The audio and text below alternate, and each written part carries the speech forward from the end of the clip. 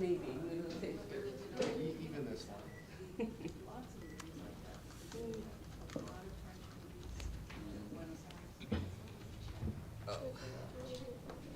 Wow. That was. Yeah. Romance links. Oh yeah, I got that word. Yeah. That's right. Exactly. There's no, and don't blame the way.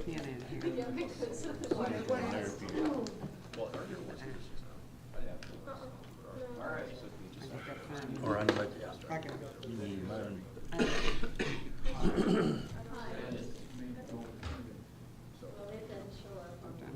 I need to switch purses. Oh. that bigger one? To a bigger one. Ray came and Cause I keep Ray hard came and digging to get stuff, you know. Everything's gonna be so-so. All right. Some mere Christianity. We can do some more of C.S. Lewis's great work, and gives us a chance to dig in some things to wrestle with here. Before we get into the book, however, I want to give you some words. Words first. So let's start with worldview.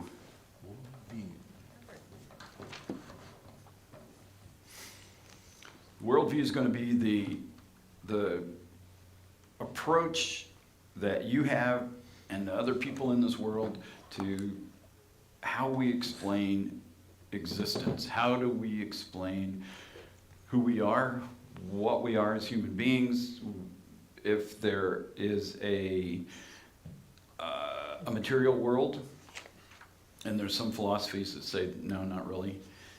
So there's, how do we explain the material world? How do we explain anything else? If we think there is a spiritual realm, how does that fit into this? Is there a God? Is there life after death?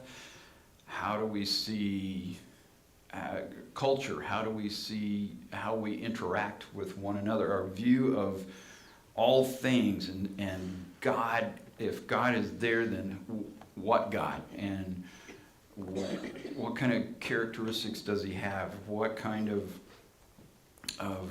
demands does he put on human beings, if any at all? Is there heaven and hell? Is there all of those things are part of worldview, and everyone has them. And the thing that happens with people is not understanding another person's worldview can lead to conflict and clashes and collisions of all sorts, as you can imagine, because all you have to do is be off a little bit.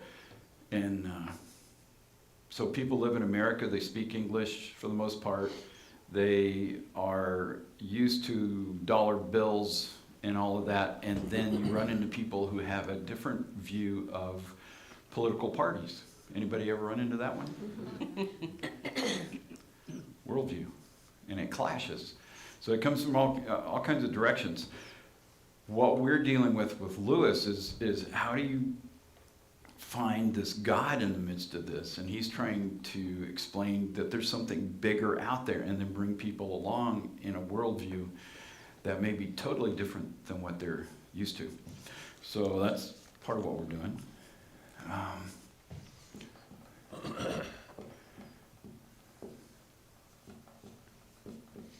Religion. There is a grouping of thoughts around a particular worldview that has to do with God or no God, because some religions don't even have a God. And when people say, well, you know, all religions are the same and they all take you to the same place, you go, really? Because a lot of the religions in the world don't have a God. They don't take you to heaven because they don't believe in one. You become part of the oneness. You get to go to nirvana. You get to, or in some cases, there's millions of gods. If you're Hindu, you got a lot of choices. Yeah, all religions are the same. No, they're not. There's just a grouping of ideas centered around some concepts that are agreed upon and are many times put together by individuals who are, or by human beings, who are agreed in a particular worldview. And so they practice this, and it'll have some organizing thoughts, philosophies, things like that. But the religions are different. So you got Buddhism, Hinduism, Islam, and you got Christianity. So we put Christianity in there. This will be something to watch for, because Christianity is a religion. But when you're talking about religion, you're talking about world religions, variety of religions. If you're talking about something within Christianity, you are talking about denominations, which means different names or different groups. Or it can be a sect. So if you think section, so it's just sectioned off. So it's Christianity is the whole. Denominations are going to be the breakdown, or sections. So you can be Catholic, Orthodox, Protestant. Those are sections of Christianity. Denominations can be parts of that. So you break it down even more, and among Catholics you can have Augustinians, you can have Jesuits, there's a variety. It's not just one. There's Eastern Catholic even, and then there's Orthodox, and you go there's Russian, there's Greek. It's not all one thing. And then you get into Protestantism, which just exploded within denominations. That's when we run into the stuff in our world. But our worldview has this in it. If you're talking about Christianity, you're talking about one of these. If you're talking about or a subset of Christianity, you're talking about this, or this group versus that group in Christianity is this, not this, because there's world religions, those are different. It changed, so this may be helpful. When this country was founded, they would use this word, and we need a freedom of religion. Did they mean, let's bring in Buddhist? No, they were just trying to be friendly to their denominations and sects. So they were using it in that sense. Today, we don't. It's separate. So this would be world religions. This would be taking Christianity and looking at it in more specific terms. I hope that helps a little bit, because when we get into some of this stuff, it will be helpful. There's more. We're not done yet. We need another one.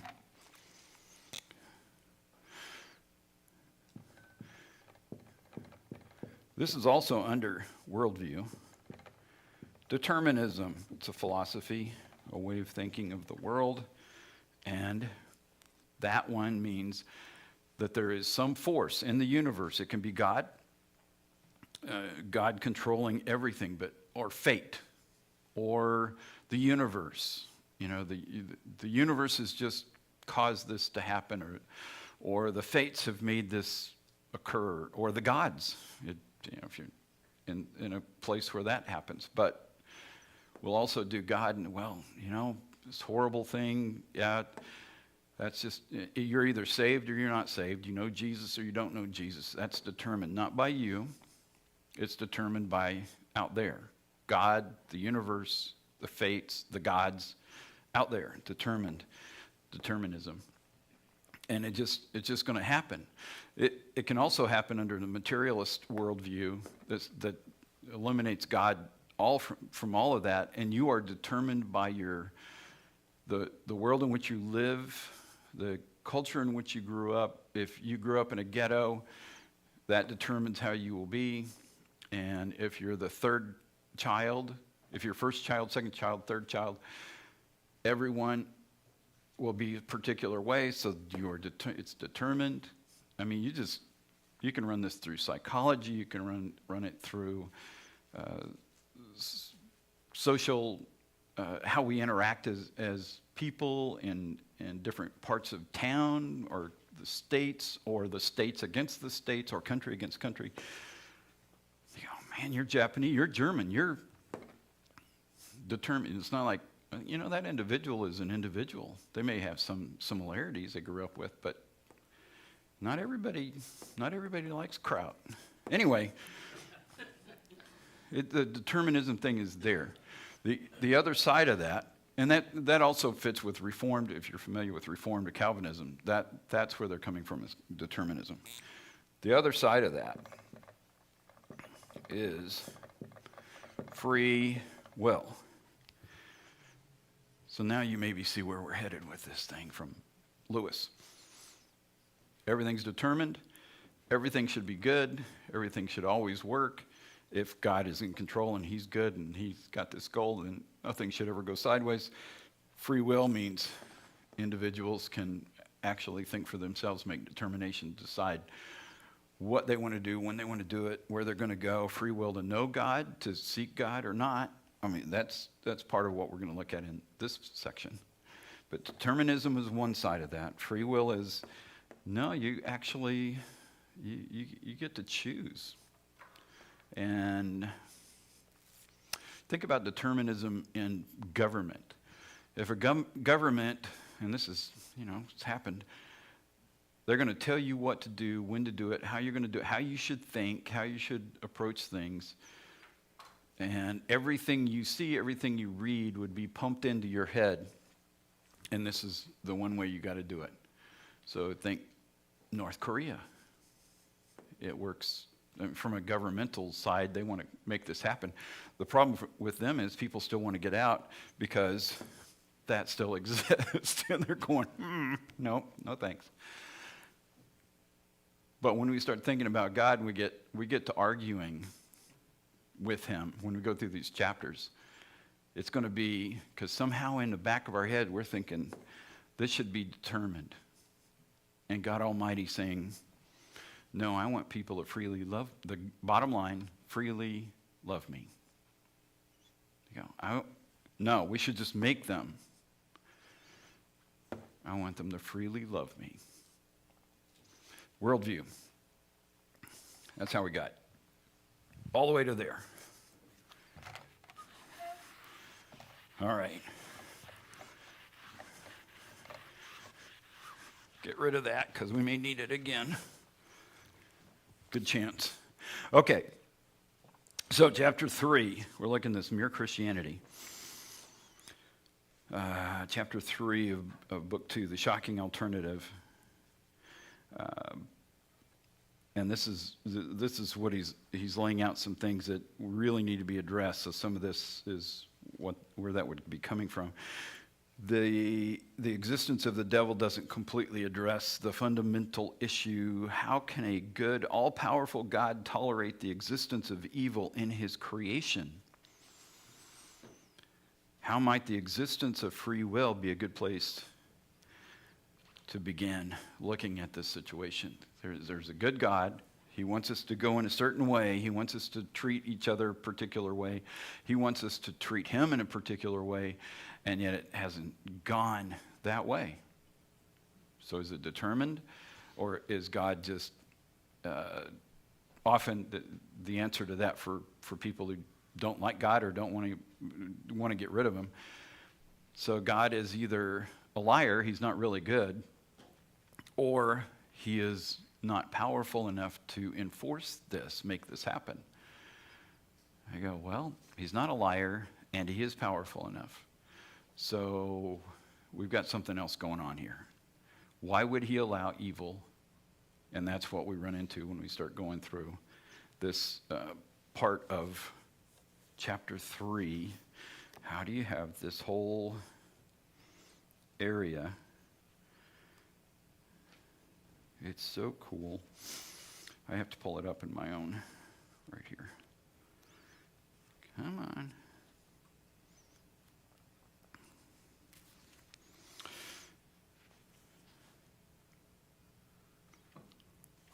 All right.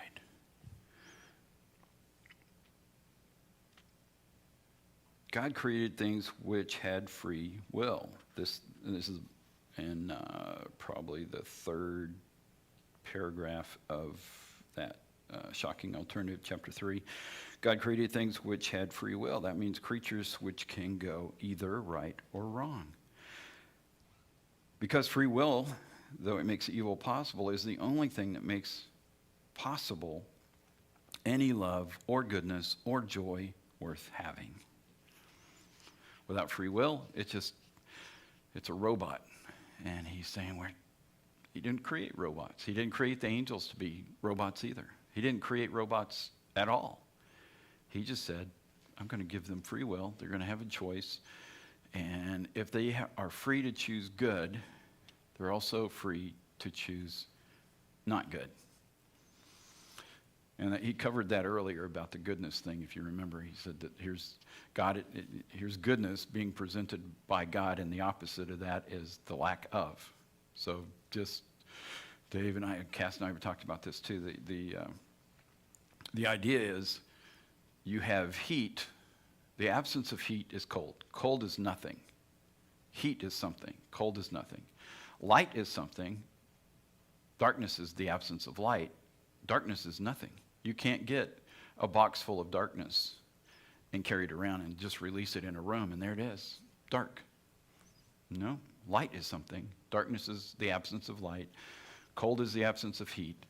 And evil, darkness, absence of goodness. So God is saying, I want love, and I'm going to present it, and I'm going to provide that for people, and I'm going to give them the opportunity to respond to this. They have the chance to respond to that. And his response is free will makes it possible for evil to exist. And also the only thing that makes possible any love or goodness or joy worth having. So that's where we find a reason for the craziness that we often come back with. Wow, I just want it to be determined. I just want it to be fixed. I want it to be set. I just want it to all be good. That's coming, just not yet. And it's coming for all of those, for all people, for all beings who have chosen him. And it will be good. And everyone who's going to be like, oh, he's so evil, he sends people to hell. No, he's not, because it's not determined. This isn't a determined thing, it's a choice thing, free will. The people who get hell is just the opposite. There's God and there's heaven, and then there's, if they choose, I don't want that, then the opposite, like light and darkness. That's the opposite. So here's goodness with God. I don't want goodness with God. You get no God and no goodness. I don't want light and love. No light, no love. He's just giving people what they want. It's a horrible determination, but that's people are choosing. And he's giving people, he's respecting people's ability and their independence and their humanity and saying, you choose. You get to choose. So that's part of this. Of course, God knew what would happen if they used their freedom the wrong way. Apparently, he thought it worth the risk. Isn't that crazy? He knew it would happen, or it's possible that they were going to go the wrong way. And he still thinks it's worth doing this because of the outcome. The ability to have people who actually love him and beings who want to come with him in the light and enjoy this life. If God thinks this state of war in the universe a price worth paying for free will, that is, for making a live world in which creatures can do real good or harm or something of real importance can happen, instead of a toy world which only moves when he pulls the strings, then we may take it is worth paying. So that's how we got to where we are on this little tidbit. I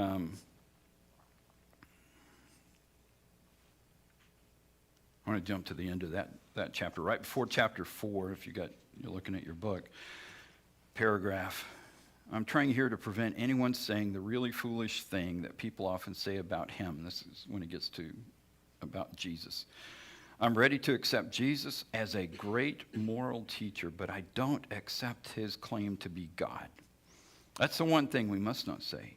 A man who was merely a man and said the sort of things Jesus said would not be a great moral teacher. He would either be a lunatic on a level with the man who says he's a poached egg, or else he would be the devil of hell. You must make your choice. Either this man was and is the Son of God, or else a madman or something worse. You can shut him up for a fool, you can spit at him and kill him as a demon, or you can fall at his feet and call him Lord and God. But let us not come with any patronizing nonsense about his being a great human teacher. He has not left that open to us. He did not intend to. Any thoughts on that chapter 3, the shocking alternative? It's really key Yeah. for all Christians to understand. Yeah, It's a huge I thing. loved it. I agree completely, and I just wanted to say, I like the way he was phrasing it. If you decide to disagree with God, and how that logical, it ends up you just cutting off the branch you're sitting on. That's a good, yeah, that's a good picture. Yeah. Oh, bummer, I'm going to disagree with the guy who gave me the ability to think. That's right. He must be wrong. He must be wrong, yeah. Yeah. So Randy, in this chapter, there were two things that really stood out to me, and one that we haven't talked about, but I think that you bring to us all the time, is the sentence that he has, that he says, now God designed a human machine to run on himself. Mm. We run best when we are acknowledging him being part of his, in relation with him. And we're designed to run best that way. Yeah, And that just really stood out to me. so true. Yeah. And run best, maybe run it all. Run it all. Yeah, we really need that. True.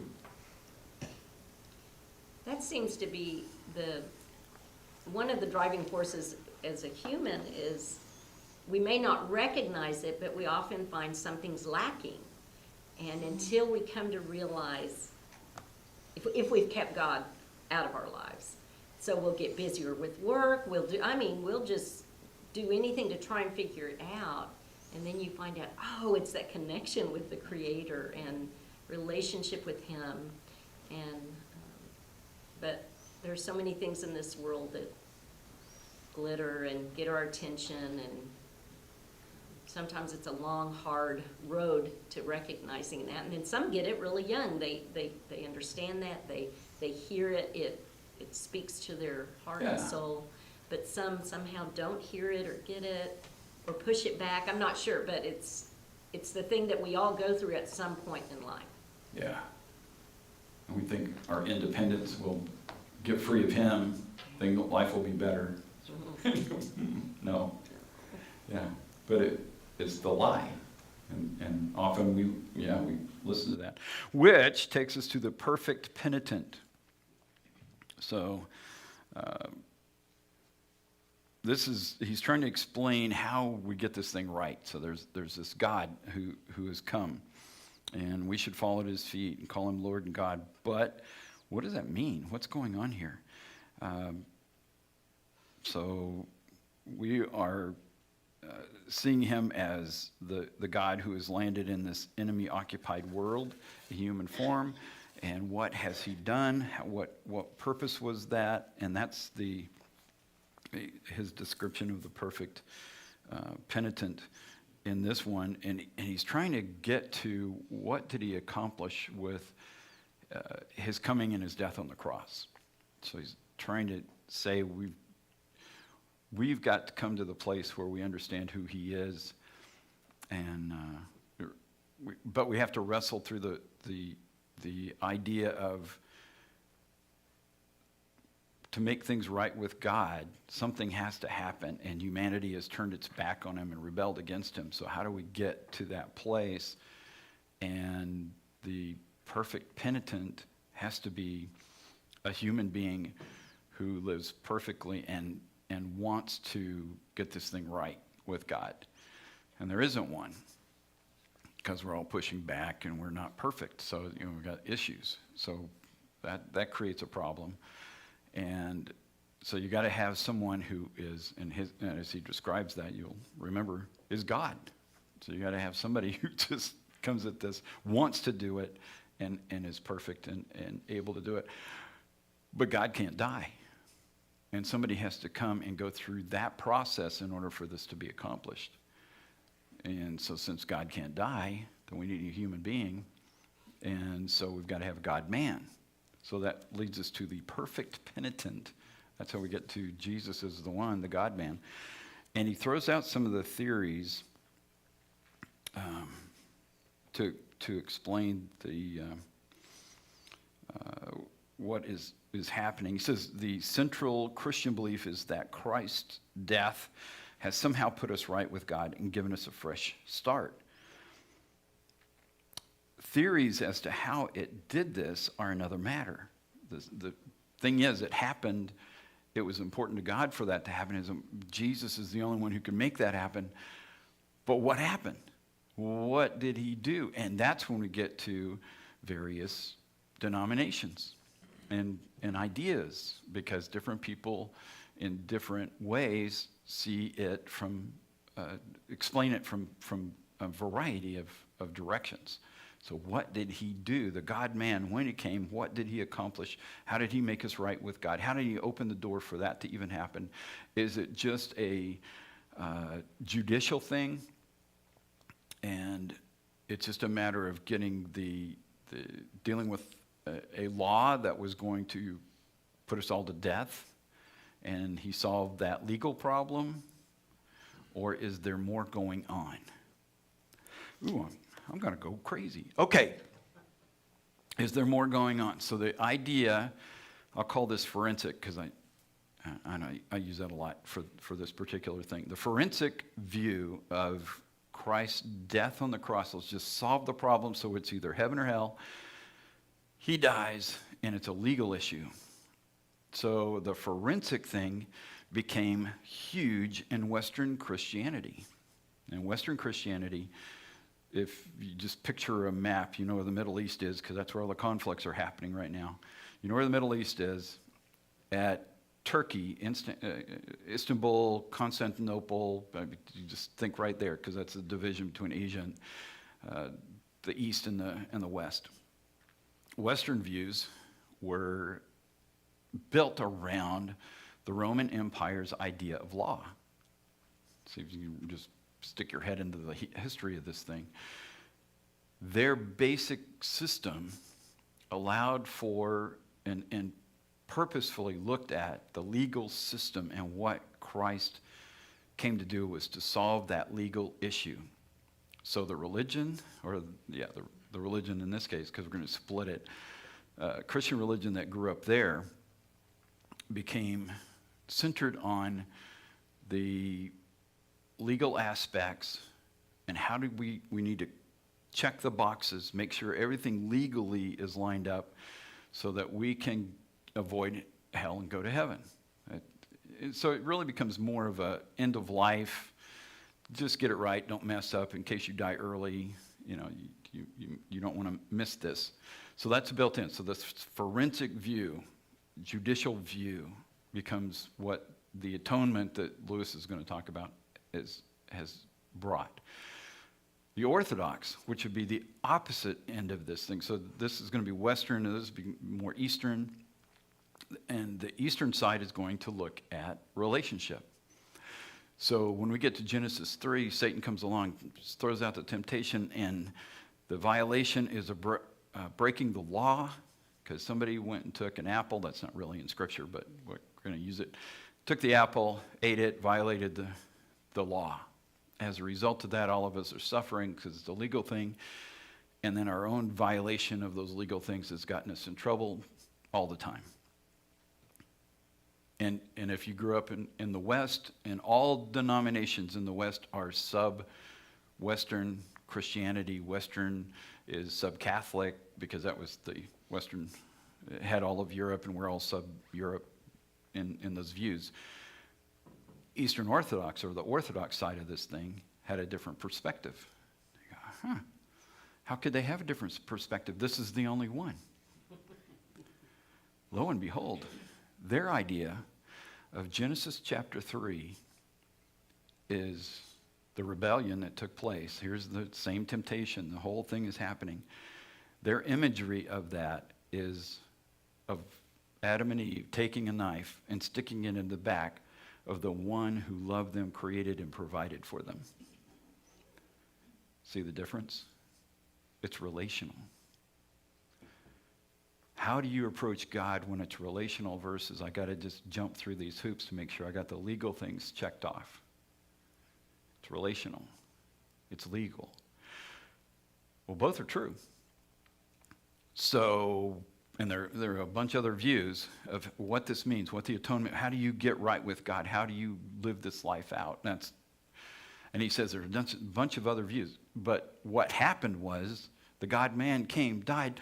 Something powerful happened to make it right, to make it possible for us to have this entree into this relationship with God that's renewed.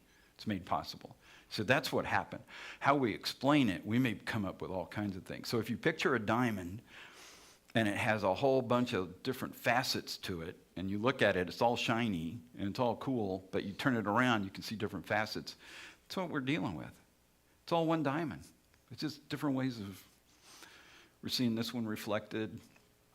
Is there one ring that controls them all? It is that he came, he died, something incredible happened as a result of that. But it's a whole bunch of cool things. But he's trying to narrow it down and kind of get it, in this chapter, and maybe some of that. Let's see.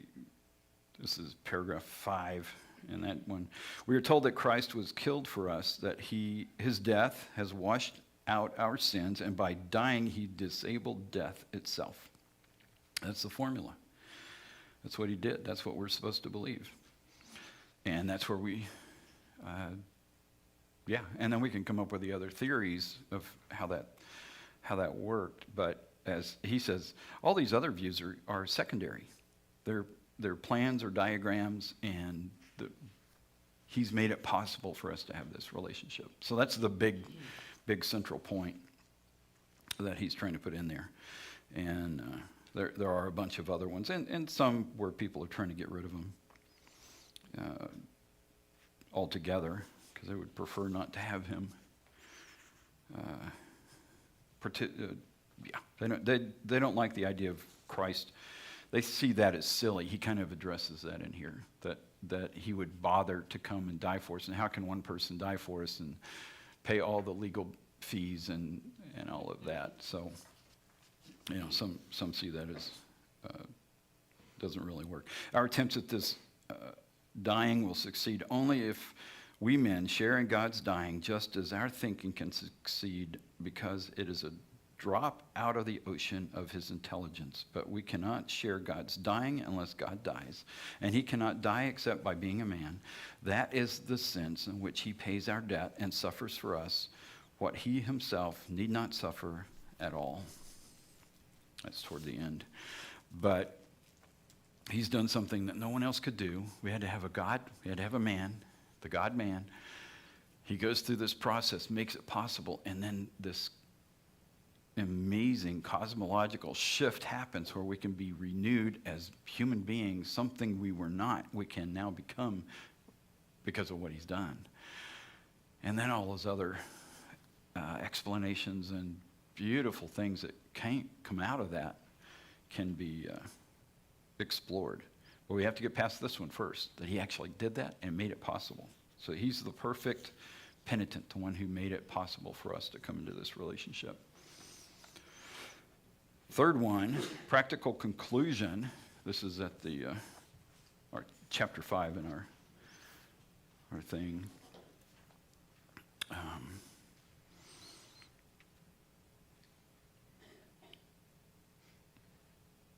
I didn't do that one.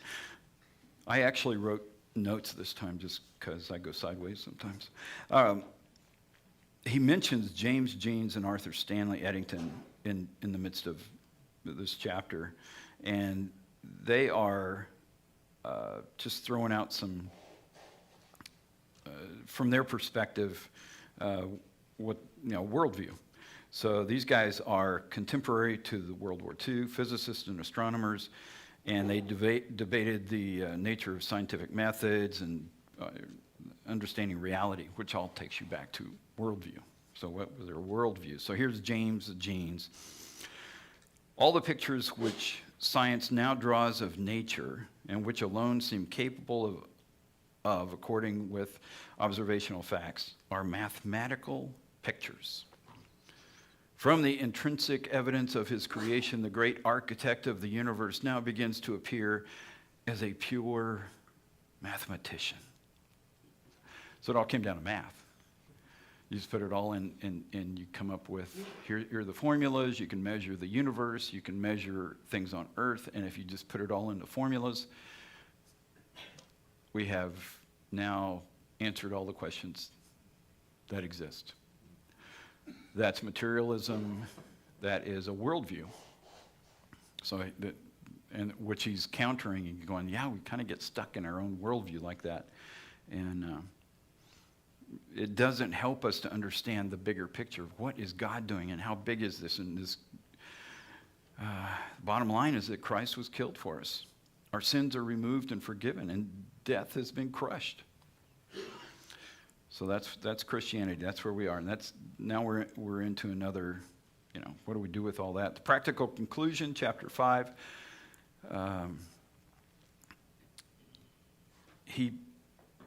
This is the chapter where he compares sex and faith, which I'm sure on the radio was like, what? What is this? What's this guy saying? And the idea is, as a kid, you're going, I don't think that works. That seems like a weird way to do this. I'm just thinking the stork comes or you find a kid under the cabbage leaf. I just think that works better. In my mind, that's how this goes. And he's going, that's not how that goes. And this is what we're presented with. We come into this world, this is what it is. So reality is, this is what God has done. This is what Christ has done. The evil exists. So it's back to the worldview thing. This is what is. And if you've ever run through all of those questions of, I need to know why, and why wouldn't the angels just listen to him, and why wouldn't Adam and Eve, with all that they had going on, just go with it? And why, and we just come up with, and why didn't God just make them? Because, I don't like cancer, I don't like wars, I just don't like it. So now we're held accountable for something that's his fault. See where that's going? And he's going, you didn't invent sex, it is how you got here, and this is the way it goes. No cabbage leaves, no storks. It is what it is. Now, what do we do with that? So, God is God, the world is what it is, it's broken, there's darkness. What do we do with that? How do we understand that? How do we come to appreciate what God's trying to do to help people, because he wants as many people in his family to love on as he can get? How do you do that? How do you turn this thing around? How can we play our part in all of that? So that's the practical conclusion. That's kind of where we are. And he says, here's something. We're getting into this new life, so here's some things that can help. Baptism, belief, and communion, or Lord's table. And you go, wow, those are kind of like Christian things. Yeah, in Christ, we're moving into this whole new relationship. So belief is going to be part the part where we go, okay, I'm going to go from following other gods. I love this in 1 Thessalonians. Paul is writing to a group of people who have never encountered the one true God. So, well, all the letters are going to be to people like that. But in 1 Thessalonians, he says, you listened. We came, and after following all of these other gods, Thessalonica is over there, Macedonia, it's in northern Greece. So they've been following Grecian gods. They have had, and now they're Roman, so they got Roman gods. So, you got that whole mix. You got people who were Hittite. You got people who, they brought in all kinds of gods. All of that has happened for generations. That's what they know. How quickly do people change their minds on the things that they believe? Or just, they're just going to hold on to them no matter what? Whether they get evidence or not, they just, no, that's how Grandma taught me, and that's what we do. So he shows up, and he tells them about the one true God. He tells them about Jesus, the God-man who dies on the cross and is alive. And these people listen to him. And they respond. And that's why when he writes the letter, and he's writing this letter, he's only there like 3 weeks in the town. 3 weeks. How long do you talk to people until they listen and get it? And that's, if you do that in America, people have been exposed to Christian things. They've been exposed to Christian thought. They've been exposed to books and radio and TV, and it's been all around them. And yet, 3 weeks to go, I'm going to change from one thing to another. Here's what they did. And he says, he's writing this letter. He says, this is amazing. You guys were following other gods. You were going a totally different direction. And then when we told you about Jesus, about the one true God, you turned. And this is how people are delivered from darkness or have a relationship with the one true God. They were going this way. And he says, but then you turned around and you followed Jesus. They went another way.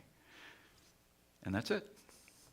They went another way. They turned away from the other gods, the other influences, the other, and if you put whatever my philosophy is of life, my worldview, whatever that is, I dismiss it. And you go, what are the chances anybody would do that? Even today. So I'm going to turn my back on that, and I'm going to go this way. And he said, you counted our words as the very words of God, because they are. Because he's relaying to them the truth. Here's the reality. You were going that way, now you're going this way. You have now entered into this relationship. They believe it. Had they seen the resurrected Jesus? No, they just heard about this. These guys just showed up, told them it's only been 2-3 weeks. That's belief. So he's talking about, you got to believe. So we got to start somewhere. Some of us have grown up in a church, been influenced by certain teachings, and so we've had Sunday school, we've had Bibles, we've had preaching, we've had all kinds of things that have been around us, so a whole philosophy of that.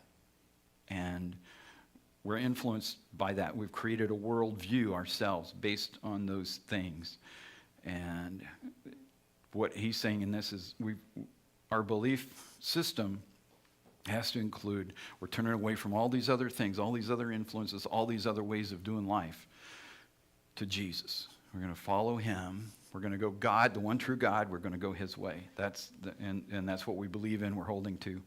So that's the belief side of this. But he says there's other part of it, which is ways that God brings his grace to us. And he includes baptism and Holy Communion, or the Lord's table.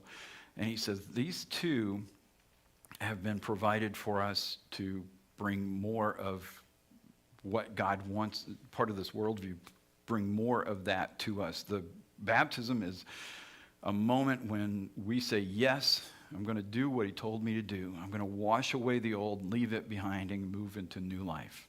So that transition takes place at baptism. It marks it.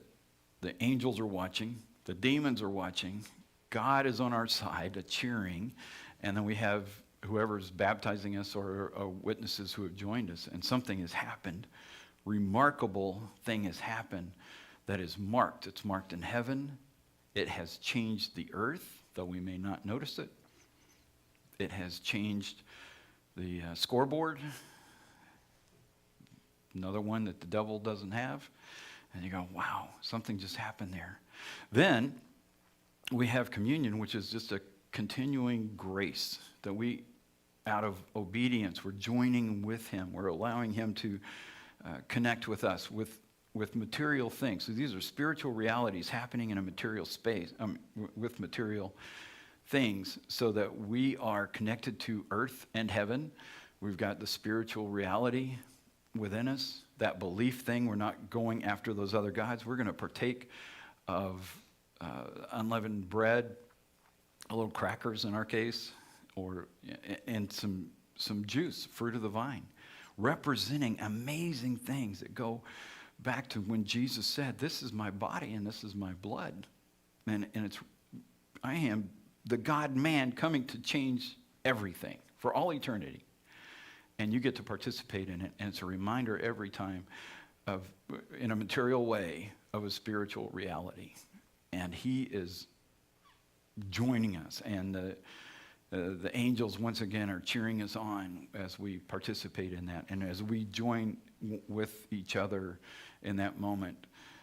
Now, if we approach it as a forensic thing only, judicial, so we just think all we're doing is, well, I need to make sure I check the box so that I don't get demerits or some legal thing. He's going, nope. No, this is about a relationship. This is about connecting. This is about being one with the one true God. It's about turning away from all that stuff and believing and coming this way. And he said that baptism and communion and belief are all tied in there together to help us in our walk and in beginning this whole process. Because he hasn't gotten deep into the whole side of the Christianity because he just got to that place in the book. Which means next week we got to do something else. Next week, February 4th, book 3, Christian Behavior, and that's just chapters 1 and 2. Because I looked through that, it's long. This next section, this next book 3 is longer, a lot more chapters, and they're loaded, as you may have noticed. So. Okay, thoughts on this part, finishing up book 2. Can you explain the sentence? And I just squeezed it down, sorry. I think in my book it's on page 64, but it says, "We do know that no man can be saved except through Christ. We do not know that only those who know him can be saved through."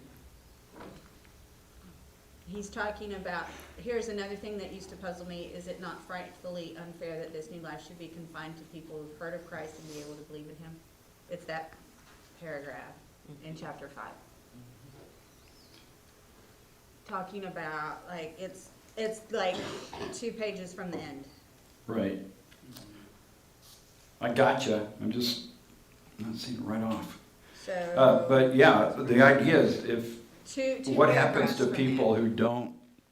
who don't know him, if people haven't heard of Christ, he doesn't address it, and there are sometimes as you're reading along, he goes, well, I don't really know. I mean, there's some things that he just kind of leaves. So I can't answer from him because he doesn't address that. And there are, just like the atonement, a lot of ideas out there.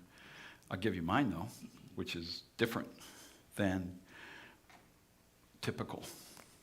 You're familiar with Psalm 19. God has revealed himself through creation. Everybody can look at the stars and see, and God is revealing himself through that. Romans 1 says, yeah, that's how I did it. In fact, I am so thorough in making myself known through all of that, and through chapter 2 of Romans, through the heart, which is where he starts. How do you have that conscience? How do you know what the ought-tos are? And everybody does. How do you know that? So, yeah, to come to Christ. Christ has made this thing possible. Yep. So and it just gets better.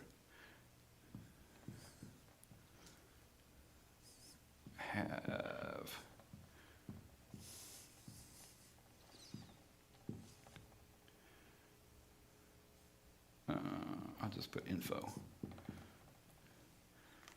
So with Christ, he's taken care of things. We're told in 1 John 3, he's died in the sins. He's taken away the sins of the world in the sense that there's one thing left that people need to get right, and it's to trust him, to look to him, to come to him. Everybody has God's info. He's put it in creation. He's put it in our hearts. The details of his character are even engaged in the world around us. The consistency of gravity, the how food works, how we digest. I mean, you just do general what has happened here, and you back that up and say, so what kind of God would create? Is this just nonsensical and random, or is there? The guys earlier it's mathematical. It's so clearly rational. It's mathematical. So randomness didn't create this. There's an intelligence behind it. So that tells us one thing about creation. Where's the ought to come from? Why would we think about something just? How do we come up with a level of beauty? Is it just because we're DNA and that's how we were trained in our home? Or do we have a sense of that comes worldwide with everybody at a certain level? You go, yeah, we come with something. Where does that come from? And Romans 1, there's no excuse if people don't know that he's there. Now we may fill that in with all kinds of answers. That's our worldview. And we come up with something else. So Christ has provided the way. And ultimately, remember, he was that creation. He created.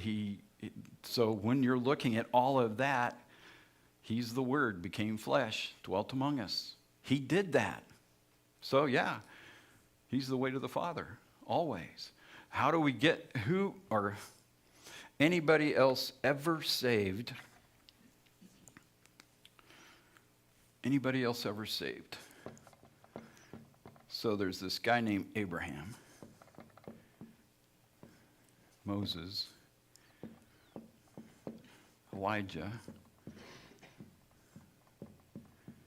So nobody was ever saved. Nobody had a real relationship with God. Nobody went to heaven until Jesus.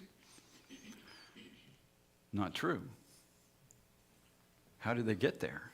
Romans tells us it's always by faith. Which is what Lewis just started with the belief aspect of this. So faith in the one true God. Did they know the details about Christ yet? No. Did they believe in the one true God? Yeah. Did he reveal himself in a variety of ways? I mean, even Jesus is called that he is a priest of the priesthood of Melchizedek, who was the guy who was in Abraham's day, who wasn't part of Abraham's family. He's not Hebrew. He's a different guy who knows the one true God, Melchizedek. You go, how in the world did that happen? Faith. Learn about God, faith. So any island, any remote jungle or desert, any remote person anywhere in the world at any time has access to God's info. Always. What do they do with that? Well, if they actually go, I'm going to talk to him, I'm going to turn to him, I think there's one true God. The majority of background information would show that this is where we all began with the one true God thing. Then polytheism and all these other things kind of developed. And that's Genesis 11, which we don't have time to get into. But anyway, here are these guys. So what do we know about them? Jesus talks about him being in paradise. And Lazarus, remember Lazarus and the rich man in Luke 16, Lazarus shows up and hangs out with him. So he's alive, and he's taking care of people. What about these two? Did they make it? Well, they meet with Jesus later, and there were witnesses. So they believed. They lived in paradise. They're back. They're visiting. They're concerned about the rest of us. How did that happen? Because he hadn't died on the cross yet. Because it's faith in the one true God with the information given, provided, and that still exists. That wasn't taken away, so it's still going on. Lewis just wasn't wrestling with that whole side of it. But he certainly gives us some good info in terms of, believe in Jesus. And he leaves it open, because some people will go, well, if you don't do this one exactly how the formula that we have for coming to Jesus, if you don't pray that prayer that we have in our little book, you ain't in. You go, really? Because that's not what the other book says. So let's go with that. Everybody has access. Now, this shouldn't cut into missions and, letting people know about Jesus, but it should take the burden off of, oh my gosh, they've never heard, well, maybe not the details about him. They do know about this, because everybody's been exposed to life. If they're alive, they've been exposed to this. And we can... Even Abraham, Moses, Elijah, God did speak to them. So Yeah. he's probably speaking to those who come to believe in the one true God in Yeah. some remote place. I doubt that he just leaves them out there hanging. I mean, he's communicating with them in different ways, Yep. and I think that's exciting to think about. Don Richardson's book, Eternity in Their Hearts, just is a story after story after story of exactly that, over in missions and in history of people encountering God, and God showing up and then saying, I've got a son, you'll get more info, later. And sometimes on the mission field, they'll be remote, and they go talk to this guy in this village, they've got a book. And so they go down there and go, hey, do you have a book? And this guy goes, yeah. Well, God told us that you would have one. We just need to see. And so they see that. They accept Christ, and thousands of them come to Jesus all in one day. And it's just like, cool. So stuff's happening. Yeah, he's making himself known. That's a great book, by the way, if you get a chance to read it. Don Richardson. Eternity in Their Hearts. Yeah. The way you opened this chapter up, it reminds me of that quote that showed up, and it's probably from someone in here, maybe you put it up, from C.S. Lewis. It says, when the whole world is running towards a cliff, he who is running in the opposite direction appears to have lost his mind. Yeah. And that's what they often think about Christians, oh, they're just crazy. Well, let's just keep being crazy, because, it may appear that way because everyone else is going in another direction. But. Yeah. Worldviews make a difference. Add some, this particular thing has been on my mind pretty, like, a lot lately, is how did the people before Christ, walk with God and everything? And that is the common denominator between all of them is faith, but also humility to give it to him, right? You think any one of those people that we revere who knew God before Jesus, you think any one of them thought they were in control? I think that's another part to it, maybe. Oh, yeah, they knew they weren't in control. Being humble enough to give control to him, Yeah. There's a greater one out there. Yes. Yeah. And some of them had been exposed to the other gods. And they knew those were greater too. They're going, but this guy, wow. Yeah, he's the one. All right. Father, thank you. Thank you for this time. Thank you for reaching out and touching people in this world, us included. Thank you for the relationship we have with you. And Lord, it is Christianity, and it may be mere Christianity, but it is so much more. Thank you for it all. In Jesus' name, amen.